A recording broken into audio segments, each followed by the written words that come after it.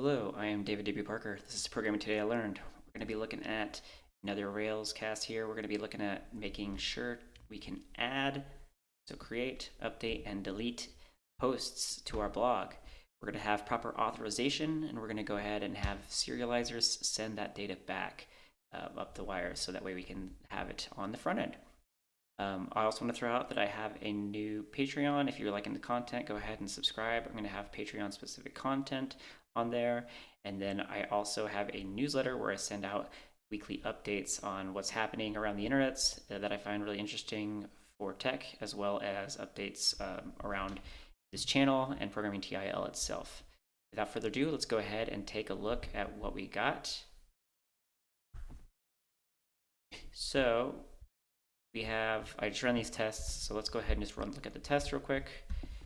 We've got some test coverage here on these new serializer files, some policy files, some logic, and this post endpoint we have create, destroy, and update all added here. So let's get into it. We got a lot to cover, so let's go for it. So first thing is we've updated our Gemfile. I've added Pundit for authorization around resources. We'll look into that in detail. And then we're using JSON API Serializer. So there's a lot of different serializers within Rails that you can use. You can use just .to.json. You can use everything that's built in. There's just a boatload. You can go Google Ruby serializers and just kind of compare them all. I have found that this one seems to be the fastest, or one of the fastest, especially around a lot of content. So that's kind of what I generally focus my my stuff on, is how fast things are, especially with other things, and Ruby can be slow.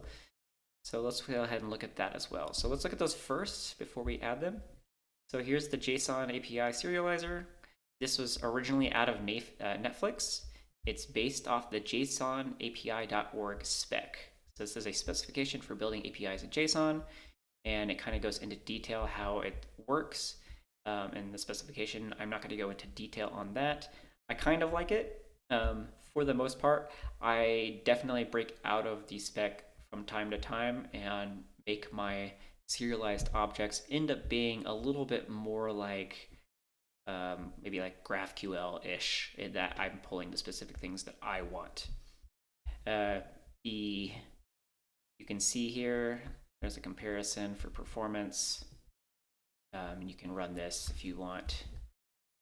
And so this is the spec. I'm not going to go into it in grave detail. The main thing is you're going to see it has this data object, and within the data object, you'll have an ID, the type it is, some attributes, and then relationships. And this is where I kind of step out of it. I don't necessarily use the relationships, because in their instance here, they will always return a relationship name with a data array and an ID and a type.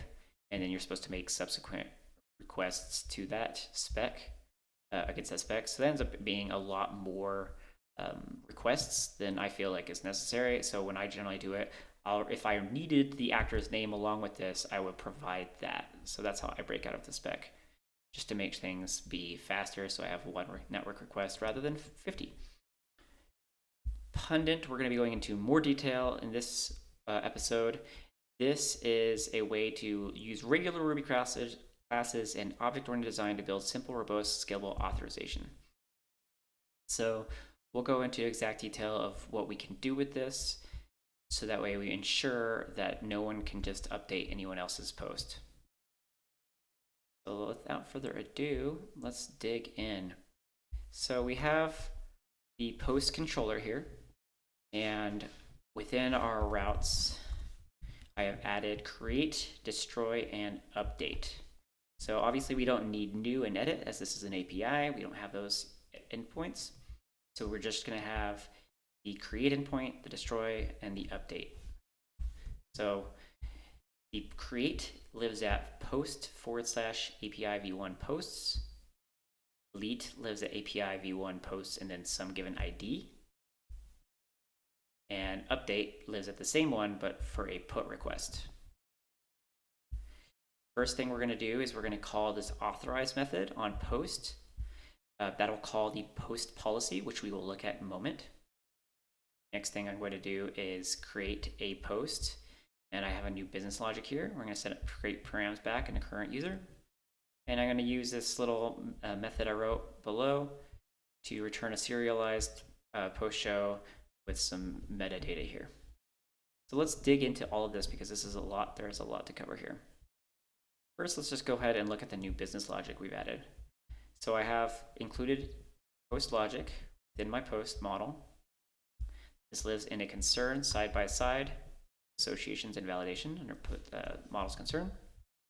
And I have three methods that I've put in here: create post, delete post, and update post. They all take some kind of destructive or constructive action, so we're going to go ahead and give it the bang. So in the first instance here, create post is going to take some given params. It's going to create post.new, so it's going to create a new object. It's going to take those params and then merge in the user that's been supplied. Then we'll go ahead and save it and return that post. So in this instance, we're going to have some create params that will be from the front end in the current user. This allows, we're not sending the user along with our request, so they can't override it. This is a given user that we already know is logged in based off the authenticate user here. The create params are going to be a post object, and we're going to allow the title, content, and the published at. We're going to do the same thing with update params below, but we're going to need the ID so we can find it properly. And then we'll also have the title, content, and published at. So this will go ahead and create the post, save it, and return it. We'll take that returned post, and we're going to pass it to this little post show, and then it's going to be supplied with this little hash here of a message with posts created. Let's go ahead and just look at our E and YAML real quick because we only added a few lines here. So I have controllers, post, and I have under created. I have post created successfully, post update deleted successfully, and post updated successfully. You can make these more fun, more interesting. You could probably even pass in a variable if you didn't want to have this repeated multiple times, and you could say, hey, created. I just find it easier to see the three differences. I'm looking for it quickly. So created, here's the internationalized one for deleted, here's the internationalized one for updated. All three, of course, doing the exact same thing. So we don't need to cover this multiple times. This is going to be going for the post show deleted and post show updated. Post show is going to take in a post and some metadata. And it's going to go ahead and create a new serialized object here, post show serializer. And then it's going to take in a post, and this is part of the JSON API. And it's going to take in some options. I'm going to have these show options, which live in my application controller. I'll show you that, with some given metadata. Then we're going to be returned the serializable hash to JSON. And that's what we need to do to render our JSON out every time to match the spec that we showed earlier here. So let's go ahead and we'll see what the show options does. So show options is going to take a metadata. And so this is what we're going to be passing to the fast JSON API or the JSON API serializer. We're going to say it's not a collection. Up here you can see I have a list option where I'm saying is collection. I'm going to get metadata, passing in some metadata. I'm going to get some param data, the options, and then I'm going to return those options. Get metadata is basically going to take, and it's going to say, hey, is there a auth failure header? If there is, we'll return that as an auth failure hash here and set it to true. And we're going to say, hey, is there a token present? If there is, we're going to go ahead and set in the token as well. So basically just merging a few extra resources that we know may or may not be present into our metadata that we're passing back. And then params data here is we're going to check if there's a current user present. We're going to automatically supply that as a user object on the params that we'll be passing in. What that allows us to do is within this post show serializer, and I'm not doing it right here, but basically we can write a custom attribute, blah, do params, and then we could check in here if params user present and then do something. with that user. So I don't need to do that right now, but we will do that in a later episode. And so this is just the baseline to automatically already have that user within the metadata, make it accessible. So again, that's on this site here. You can see here, actually it's object and params, I believe. Yeah, object params. So you can see here's a personalized URL. It's a little bigger for you guys to see. And you can see they're just using that user right out of the params. So you have the object and then the user. So you can do that. So this show options is going to be options provided to the post show serializer. Within the application controller here, we are also going to have this include pundit that's been added. And we're going to rescue from any pundit not authorized error with a method called user not authorized. So I've added that down below as private. And what we're going to do is we're just going to render out JSON with API unauthorized, so it just says unauthorized. And we're going to go ahead and return 404 and then return. Now you can return the proper status code for, I think it's 401 unauthorized. So you could return the proper status code here. The reason I like to return a 404 is, let's say people are just kind of trying to hunt for things that they're not having access to. If you return a 404, they may just see that it may just not exist and they don't realize it doesn't exist. But if it is a 401, they know, hey, this exists and I'm not allowed there. What can I do to get to it? So it's kind of a little obfuscating way to make sure that users, or nefarious users, don't even realize that something may be behind what they're actually trying to get access to. So that's all I'm doing here for user not authorized. We've gone over the logic, so I don't need to look at the update or the delete, but they're basically the same. It's authorizing. So the difference, I guess, between these is this is authorized the entire creation process because it's on the model itself, and this is authorizing on a specific post, and that has a difference that I'll show in the Pundit resource in just a moment. But the update and the delete are all here. So the delete, we're going to take a post in, destroy it, return the post. Update, we're going to take the post, update some params, return the post. I have also created a index serializer here. It's going to be the same for now as the show serializer, but in general, you may want to display different things on the index page versus a show page. So this will change over time. This may not include the username, or the other one may include the username and their sign up date or whatever. So I like to have these split out ahead of time. That being said, you should generally return the smallest amount of content and data as you actually need. Notice this one says put policy scope on a post. So we'll look at that too. So 3 different policy things we need to look at. One for the individual instance, one as the scope for the policy, and one for the model itself. So let's go ahead and listen. This is including Pundit.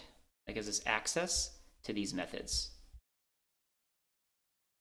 So under our policies here, so the serializers, back to the policy here, these all live top level. Here's policies and then these serializers. I could probably have these extend some base serializer if I wanted to like application serializer. I'm not doing that, but you probably can and should. So let's go ahead and take a look at the application policy as well as our post policy. So it's going to create and it's going to have a user and a record. This is going to be available within our post policy. And to do that, within our scope, we're going to go ahead and potentially, we're going to be passed in user as well as the scope. And then what I want to have is I'm also adding an attribute reader for the params. And if this user is present, we're going to go ahead and pass in the user params. Now what this does is in our post policy, we don't have access to the parameters. A lot of times you may want or need to use the parameters. So this is kind of just a way for us to, in the future, be checking certain params and have access to them without doing other weird stuff. This is probably the only part about Pundit that I didn't really like, is that you didn't have access to the parameters automatically. And so I had to look up, and I found some GitHub issues that described how to do this. And then within resolve, it's just basically a default resolve is all. The scope in this instance is some given model. So if you wanted to say post.all, that returns all posts. So you could limit it on the whole application level, but you will end up doing that on the policy level here. So here's our post policy. So first we have a scope that subclasses the application policy scope. So that's this here. And it's going to say resolve scope all. So, I didn't need to put that here because it's the same. But in the future episode, we're going to just go along the lines and say something like if user admin, they have access to everything else, it could maybe like scope.where user ID. So you could do something like this, where the user can only see their information or only have access to theirs, versus the admin may have access to everything. So that is how this resolve will work. That is used right here. So that's what this policy scope does, is it'll call into this and get the proper thing. So this post that is returned is query that is resolved from here, where scope is the model. So back up here on authorize for posts, it's going to read in the fact that it knows that it's in the create method. So it's going to call this def create. And I put a note here, users can only create up to 3 posts. So user.posts, that's their association, that size is less than 3. Now this is just some arbitrary thing that I'm showing so you could see how this post policy works. Obviously in our application, we're not going to limit our users to creating 3 posts, but this is just a demonstration. So if this returns true, they can create. If it returns false, they can't. So you can just say false here, and then they'll never be able to create. The user can never create. But in this instance, it checks the user, it checks their association list size, it sees it's 3. And if it's so, it returns the next line. It goes to the next line. Otherwise, it returns the Pundit not authorized error. So if it ever fails, it returns that error. So we know a user can create up to 3. Destroy. The record in this instance is, back to this, we have the record. The record is automatically set to the instance. So for destroy, you can see we have this instance here. And then same thing for the update, we have the instance. So both of these have the instances of the record. We know we have an association on the post where it belongs to a user. So we can say if the record user is the user. So that's the current user that's been provided through the initialization. And then again, this is all initialized automatically as far as the user is concerned with the current user model provided through into Pundit. So you can see here it talks about how all of that works. The first argument is a user, and your controller Pundit will call the current user method to retrieve what to send into this. All right, so we have the exact same logic here where only a user can destroy their own and only a user can update their own. So then we need to get over and check this out and add some specs for this. First things first, I have the same create post here. One thing I changed is when we did the SHA on our AUD on the front end, I didn't change the specs here to reflect that. So we're going to go ahead and update this a little bit, whereby we have the proper AUD, which is based off some Chrome OS, whatever operating system browser combo. And then that way we return and have all of our specs working. So, but other than that, this is all the exact same. So post request spec, we have post API v1. Without a user, it returns a 401. So when you don't have the 401, it's not going to return that 404 that I showed earlier. It's going to return a 401 always. And that's just a little bit different. The rest will return 404s, as you can see here. So without a user, it will still return that 401. As a user, it should let me create a post. So we have some parameters here. We're going to pass in a post object with a title and content and our given headers. We'll check it's 200. And then we're going to go ahead and check the data object, the attributes, and then the user ID. And that's what this fast JSON API is, if you recall. So data, attributes, and then we're going to have a user ID equal to user.id. That's the user that has created this post. One thing I didn't show is you could see that this is a camel case here within our serializers. Spec serializer, here we go. So you can see I have set key transform to camel lower. So this is going to be the camel case with the lower. So user ID becomes user ID, published at becomes published at. And the reason for this is that the convention within JavaScript on the front end is to use camel case like that. So I want to transform my data so that way it conforms to the standards of the front end. And then because I have that random post policy here of not creating more than 3, I have a test that says it should not let me create more than 3. So I post 3 times with content 1, 2, and 3, checking that it has a 200. And then I post a 4th time, and then it should have that 404, which it does. Within our delete spec here, so our destroy, making a delete to this URL. Same thing with without a user. And then within our create post, and then we create it, and then we go ahead and delete. It gets that record with the proper user, or without the proper user, the second user here. It's going to return a 404. Then as the owner, it's going to go ahead and return a 200. So just slight differences. And then our update is also the same. We're going to create a record. Going to go ahead and we're going to put to this where it says updated 1. And this is going to be a 401 because this is without the user. And if we aren't the user, again, we're using user2 to that specific record. Going to return that 404. And then finally, as the user, we're going to go ahead and post updated the proper user this time. And it's going to return a 200. And you can see that the title attribute has been changed. We can see again that this is all working properly as we check our post controller.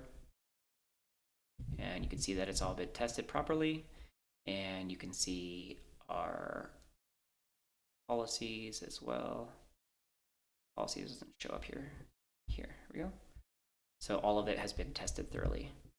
Anyway, that was a lot to cover in this episode. I really appreciate you guys sticking around and liking, subscribing. That mean a lot to me. Go ahead and check out the newsletter, if you will, as well as the Patreon account. I will see you guys next time. Like and subscribe. Thanks.